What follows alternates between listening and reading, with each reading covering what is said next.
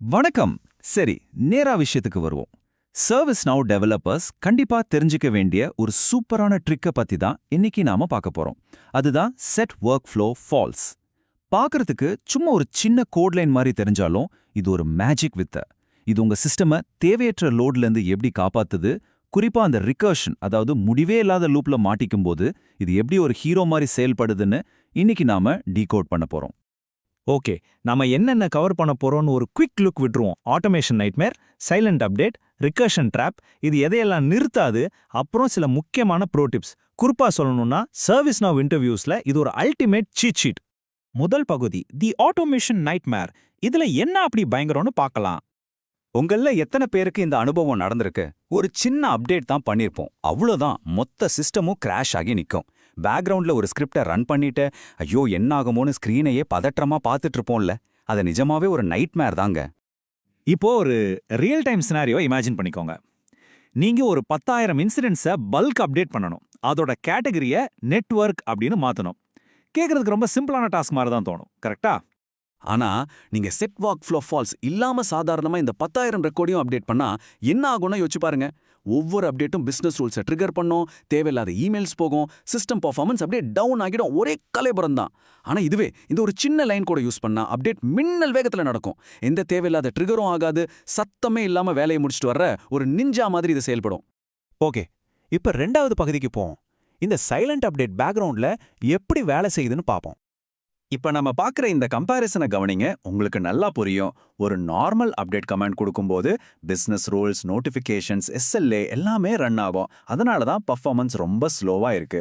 ஆனா set ஒர்க்ஃப்ளோ falls use பண்ணும்போது இந்த ஹெவியான ப்ராசஸ் எல்லாமே கம்ப்ளீட்டா ஸ்கிப் ஆயிடும். அதனால பர்ஃபார்மன்ஸ் வேற லெவல்ல ஃபாஸ்டா இருக்கும். ஸோ இதுலேருந்து என்ன தெரியுது? டேட்டாபேஸ் அப்டேட் மட்டும்தான் நடக்கும். ஃப்ளோ டிசைனர் கிடையாது, ஸ்கிரிப்ட் ஆக்ஷன்ஸ் கிடையாது, எந்த டிஸ்டர்பன்ஸும் இல்லாமல் ஒரு பியூரான டைரக்ட் டேட்டாபேஸ் அப்டேட் மட்டுமே நடக்கும். சரி, அடுத்தது மூணாவது பகுதி, ரிகர்ஷன் ட்ராப், அதாவது முடிவில்லாத சுழற்சியிலிருந்து எப்படி தப்பிக்கிறதுன்னு பார்ப்போம். இன்டர்வியூக்கு இது ரொம்ப ரொம்ப முக்கியம். முதல்ல இந்த ரீகர்ஷன் பிரச்சனைனா என்ன?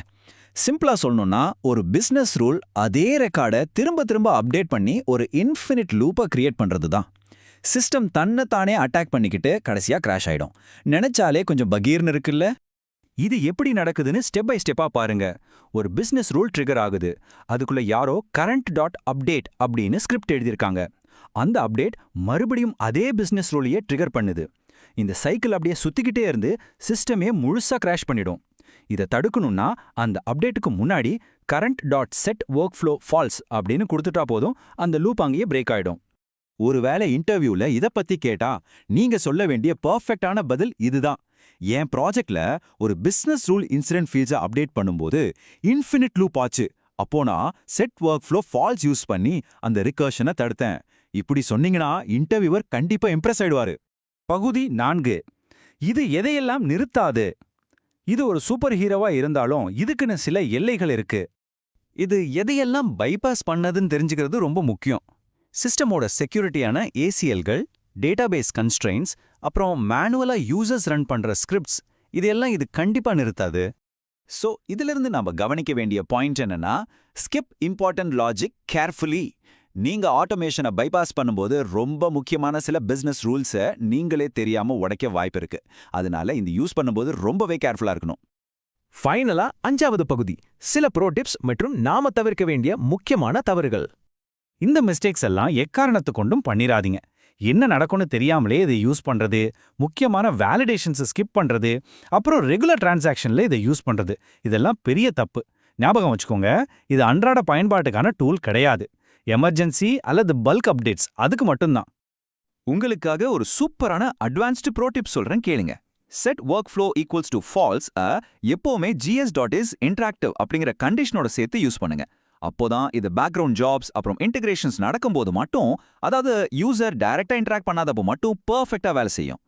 ஸோ இது அப்படியே ஒரு 30 செகண்ட் பவர் ஆன்சரா உங்க மைண்ட்ல பதிய வச்சுக்கோங்க. பிசினஸ் ரூல்ஸு, ஒர்க் ஃப்ளோஸை இது எல்லாம் டிசேபிள் பண்ணி பல்க் அப்டேட்ஸை வேகமாக்குறதுக்கும் ரிகர்ஷனை தடுக்கிறதுக்கும் தான் இது முக்கியமா பயன்படுது. அவ்வளவுதாங்க விஷயம். இதை நீங்க மாஸ்டர் பண்ணிட்டீங்கன்னா ServiceNowல நீங்க ஒரு ஸ்ட்ராங்கான டெவலப்பர்.